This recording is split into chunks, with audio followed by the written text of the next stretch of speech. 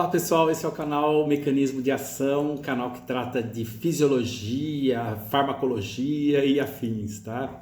Hoje a gente vai falar do glucagon, que é um hormônio pancreático secretado pelas células alfa das ilhotas de Langerhans e que controla a glicemia nos períodos de jejum de até 8 horas a 12 horas mais ou menos, tá? Então se você gosta desse conteúdo de fisiologia médica, inscreva-se aqui no nosso canal e se você ao final desse vídeo gostar do conteúdo aqui que trata do glucagon, também dê um like aqui no nosso vídeo, tá bom? Bom, essa aqui ó, é a molécula do glucagon, né? O glucagon é um peptídeo, deve ter aqui 29 resíduos de aminoácidos, não mais que isso, coisa assim, tá? E o glucagon é secretado pelas células alfa das ilhotas de Langerhans, as células beta secretam insulina, e o glucagon, juntamente com a insulina, controla a glicemia. Vamos ver aqui, olha aí. Ó. Essa é uma figura do pâncreas e em destaque a gente vê ali a ilhota de Langerhans. Olha aqui, ó. Ilhota de Langerhans, células alfa em vermelho. As células alfa são as células que secretam glucagon, enquanto que as células beta liberam insulina, né? E a glicemia é controlada por esses dois hormônios. Então, se o controle da glicemia fosse o fiel de uma balança, né, o glucagon estaria num prato e a insulina no outro. Então, aumentando a glicemia, você tem secreção de insulina. Na redução da glicemia plasmática, ou seja, nos períodos de jejum, né, a gente tem a liberação de glucagon e esses dois hormônios mantêm a glicemia por volta de 85 a 90 miligramas por decilitro, certo? Bom, mas quais são os fatores que levam à secreção de glucagon? O jejum é o principal deles, e aqui nós estamos falando num jejum que vai aí de 8 a 12 horas, né? Acima de 12 horas, a gente já começa a entrar em outras vias bioquímicas, como a beta-oxidação e a gliconeogênese, que a gente vai ver aqui em outro momento, tá? Mas vamos considerar aqui que esse jejum nosso vai até 12 horas, né? Então o jejum é o principal estimulador da secreção do glucagon, ele mantém a glicemia nesses períodos, tá? O glucagon também tem outros efeitos metabólicos, porque ele é um hormônio catabólico. Então, por exemplo, o glucagon ele estimula a lipólise, reduz a lipogênese, aumenta o gasto energético, ele reduz a captação de glicose pelo tecido muscular esquelético, né? Ele aumenta a gliconeogênese, aumenta a glicogenólise, tá? Mas ele diminui a glicogênese. Então é interessante você saber o significado de cada uma dessas palavras aí. Gliconeogênese é a síntese de glicídios a partir de compostos não glicídios e acontece aqui no fígado, tá? Glicogenólise é o que a gente vai estudar aqui e que o glucagon desencadeia a glicogenólise, tá? A hidrólise da molécula do glicogênio. Glicogênese é a síntese do glicogênio, tá? E o glucagon não promove síntese do glicogênio. Quem faz isso é a insulina, tá? Glucagon e insulina são hormônios especulares. Você pode considerar assim. Como assim? Especular quer dizer que o glucagon faz exatamente o contrário daquilo que a insulina faz. Então são imagens especulares, imagens em um espelho, né? O espelho ele inverte a imagem. Então um é a imagem especular do outro, certo? E o glucagon aumenta a termogênese, tá bom? Mas o principal estímulo para a secreção do glucagon é, sem dúvida, o jejum, tá? E é o que a gente vai ver aqui, como que isso acontece. Bom, aqui a gente tem o mecanismo de secreção de glucagon pelas células alfa pancreáticas. Então o que a gente vai abordar aqui agora é a forma pela qual, o mecanismo pelo qual a célula alfa pancreática entende, entre aspas, que a glicemia está reduzida, né? Que você não está ingerindo alimentos e que, portanto, não está entrando glicose aí para a corrente sanguínea. E como a célula sabe disso, vai que a célula alfa sabe disso, e quais são os mecanismos que levam à liberação do glucagon, certo? Então, se você já está entendendo aqui que o pâncreas é um sensor da glicemia plasmática, né? Por meio de dois tipos celulares, célula alfa e célula beta. Bom, mas vamos ver o que acontece aqui, olha lá. Ó. Primeira coisa, existe uma captação reduzida de glicose via GLUT1. GLUT1 é um transportador de glicose que existe na membrana da célula alfa pancreática. Como a glicemia está reduzida, existe uma menor captação de glicose. Então, há um aumento da relação ATP-ADP para o lado do ADP. Tem mais ADP do que ATP. Feito? Muito bem. Como aumenta o ADP intracelular, lá na célula alfa, ocorre a abertura dos canais de potássio. Esses canais de potássio fazem com que o potássio intracelular saia da célula, certo? Por que isso? Porque a concentração de potássio no meio intracelular é muito maior que no meio extracelular. Então, a tendência eletroquímica do potássio é deixar a célula. Como o potássio tem carga positiva, a membrana celular entra numa hiperpolarização. Olha lá, a membrana vai a menos 60 até menos 70 milivolts, porque está saindo potássio. Bom, nessa voltagem de membrana, ocorre a ativação dos canais de cálcio T-type, ou tipo T. Esses canais, eles foram ativados por conta dessa voltagem da membrana, tá? Então, abriu os canais de cálcio e o cálcio é positivo. E existe mais cálcio fora da célula do que dentro. Então, o cálcio entra para dentro da célula alfa-pancreática, certo? O cálcio entrou, o cálcio é positivo, olha o que acontece com o potencial de membrana. Eleva o potencial de membrana, que estava em menos 70 para menos 50, ou seja, ficou mais eletropositivo, embora ainda esteja negativo, certo? Nessa voltagem de membrana de menos 50 milivolts, ocorre a abertura dos canais de sódio, tá? E o sódio é positivo, certo? O sódio entra com tudo dentro da célula alfa e tem muito sódio no meio extracelular, muito sódio mesmo. Bom, aí o potencial de membrana vai para mais 40 milivolts, ou seja, passa o zero, né? De menos 50 passa o zero, vai lá para mais 40 milivolts. E nessa voltagem de membrana, 40 milivolts, desse potencial de membrana, ocorre a ativação dos canais de cálcio voltagem independentes, porque eles respondem a esse valor de voltagem da membrana. Então veja, abriu um outro canal de cálcio, já não é mais aquele canal de cálcio T-type. E aí o cálcio entra, a gente já viu, né? E o cálcio ele acaba ligando-se a proteínas, inclusive proteínas do citoesqueleto.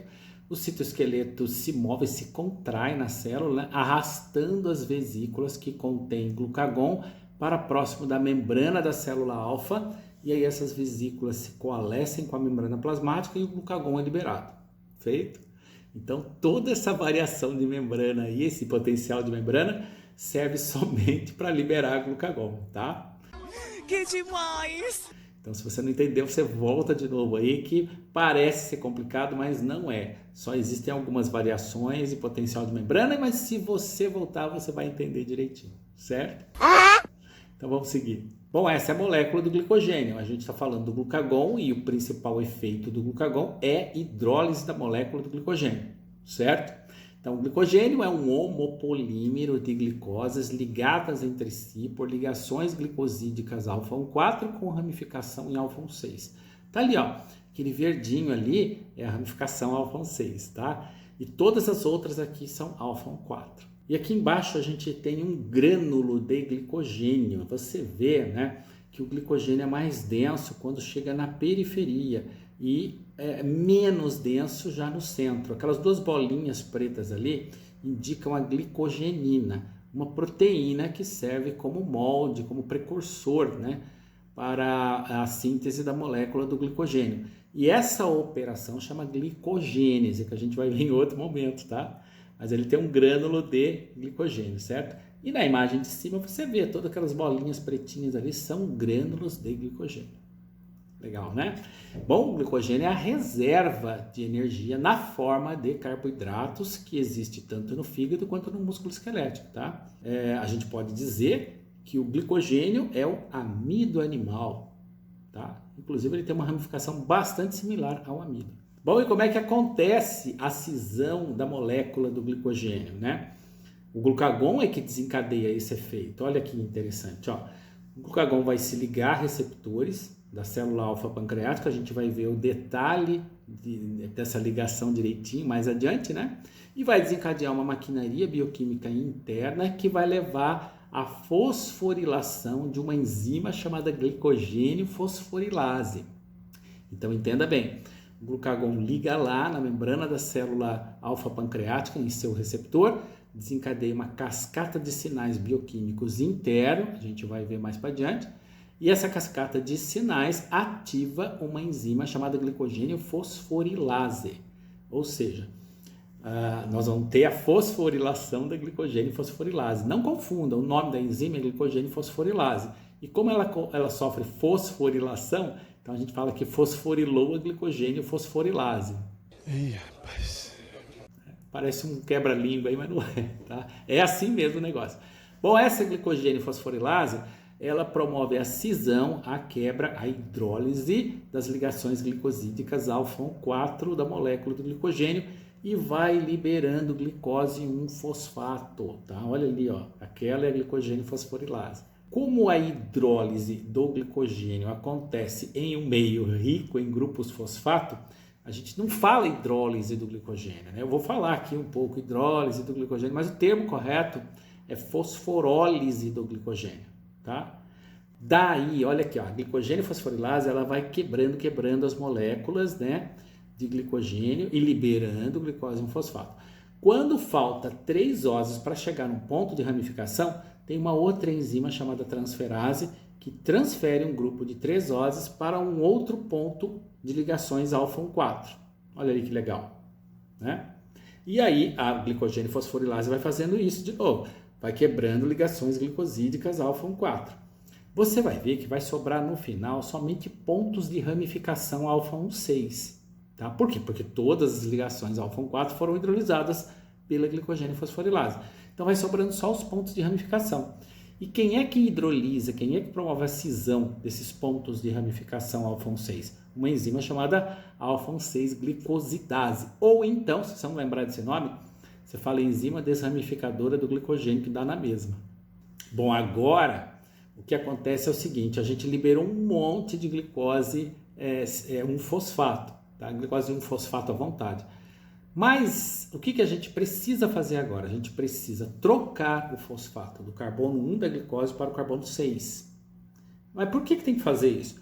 Porque a próxima enzima da cadeia de cisão da molécula do glicogênio, chama-se glicose 6-fosfatase. E ela só tira o fosfato se ele tiver o carbono 6. Então a gente tem que mudar o fosfato do carbono 1 para o carbono 6.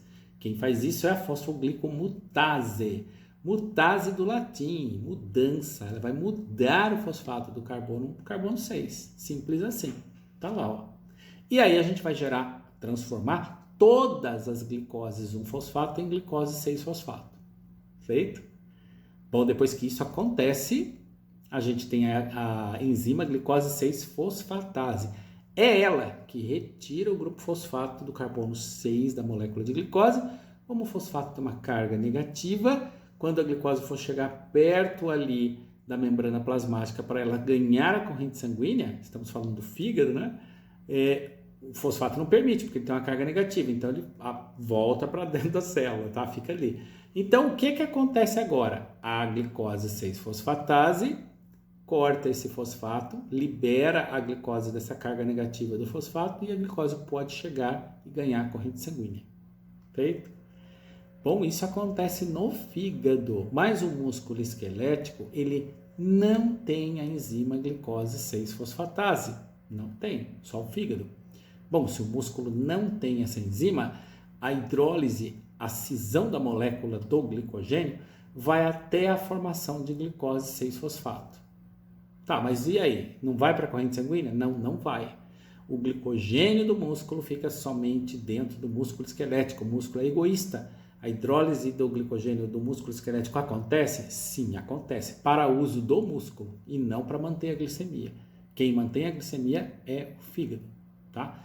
Tá, mas e aí? Qual o destino da glicose 6-fosfato no músculo esquelético? Simples. Ó, glicose 6-fosfato, frutose 6-fosfato, frutose 1,6-bisfosfato, dihidroxiacetona-fosfato, até formar piruvato. Bom, o que você está vendo? Você está vendo a via glicolítica. A glicose 6-fosfato entrou na via glicolítica, vira piruvato, depois no músculo em exercício se transforma em lactato, né? E pronto. O músculo usou. Quem tem glicogênio para manter e controlar a glicemia é o fígado. O músculo não está nem aí com a glicemia, ele usa o glicogênio para ele próprio. Feito? E por que isso acontece? Porque ele não tem a enzima glicose 6-fosfatase. Então, fosfato não sai da glicose. Fácil, né? Não. Mas a gente pode juntar tudo isso aqui, ó. Aqui você tem um esquema, ó. Do lado esquerdo aqui tem o fígado, do lado direito o músculo esquelético. Vamos ver o que acontece com o fígado? Vamos lá. Olha ali, ó, o jejum dispara a secreção de glucagon, certo? O glucagon liga-se ao seu receptor ali no fígado, tá? E esse receptor é um receptor metabotrópico, ele está ligado ao trímero da proteína G. A proteína G solta ali a sua subunidade alfa.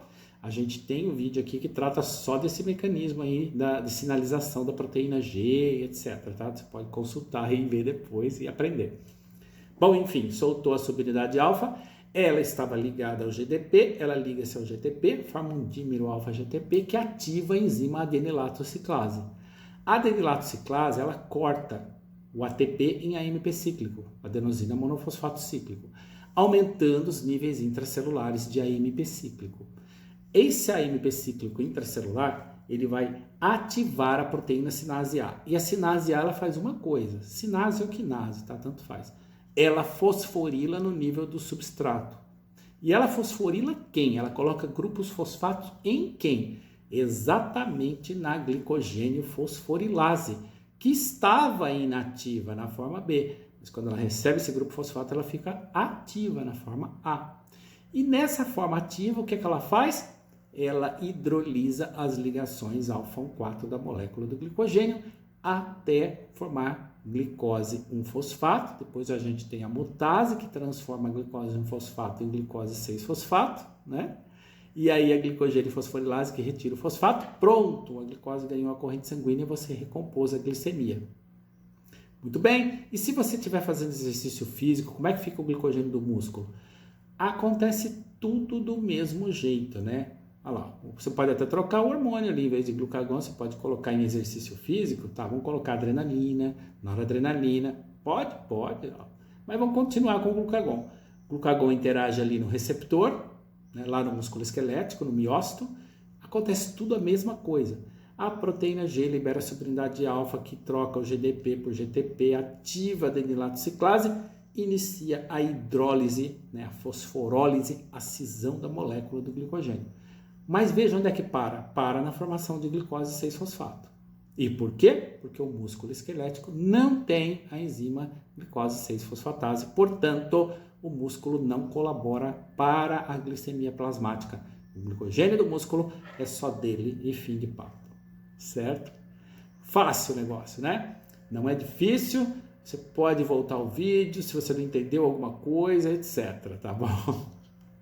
Muito bem, o glucagon, ele também é usado em protocolos de emergência médica. Então, por exemplo, olha lá, vamos supor que um paciente diabético chega inconsciente no hospital, né, no pronto-socorro e tal, uma glicemia muito baixa. O que é que o pessoal faz? Eles administram 1 miligrama de glucagon, né, mais ou menos, lá tal.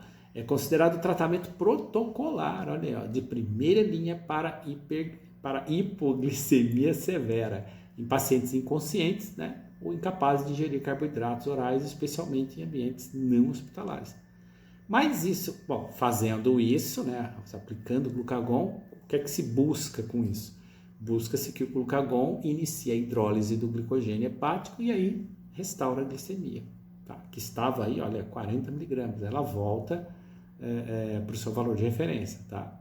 Mas isso só serve se o sujeito não estiver alcoolizado, certo? Se o cara estiver alcoolizado, não adianta o glucagon, e aí o protocolo muda para infusão de glicose venosa, feito? Então não chegue lá alcoolizado no hospital, que você não vai fazer uso do glucagon, não, vai ser glicose na veia, certo?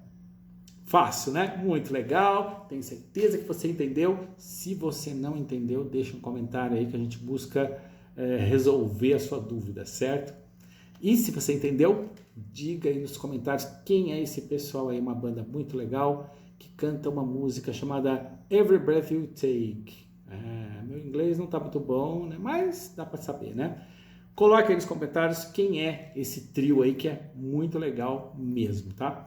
E muito obrigado por ter assistido e até mais e tchau! Chegamos ao final dessa abordagem. Uma de nossas fontes bibliográficas para o desenvolvimento desse conteúdo foi o livro intitulado Bioquímica Clínica. Se você quiser adquirir essa obra e mais de 300 outros títulos com 30% de desconto, consulte nosso catálogo e entre em contato. Se você gostou desse conteúdo, apoie nosso canal com seu like e considere se inscrever, fazendo parte da Folha Beta. Obrigado.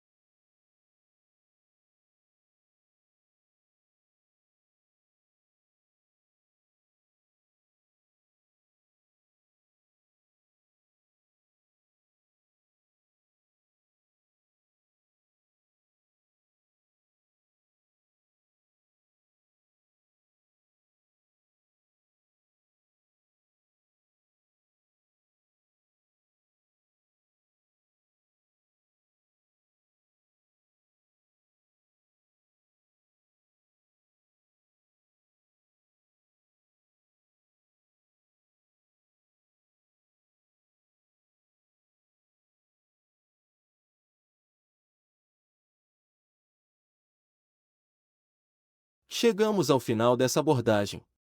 Uma de nossas fontes bibliográficas para o desenvolvimento desse conteúdo foi o livro intitulado Bioquímica Clínica. Se você quiser adquirir essa obra e mais de 300 outros títulos com 30% de desconto, consulte nosso catálogo e entre em contato. Se você gostou desse conteúdo, apoie nosso canal com seu like e considere se inscrever, fazendo parte da Folha Beta. Obrigado.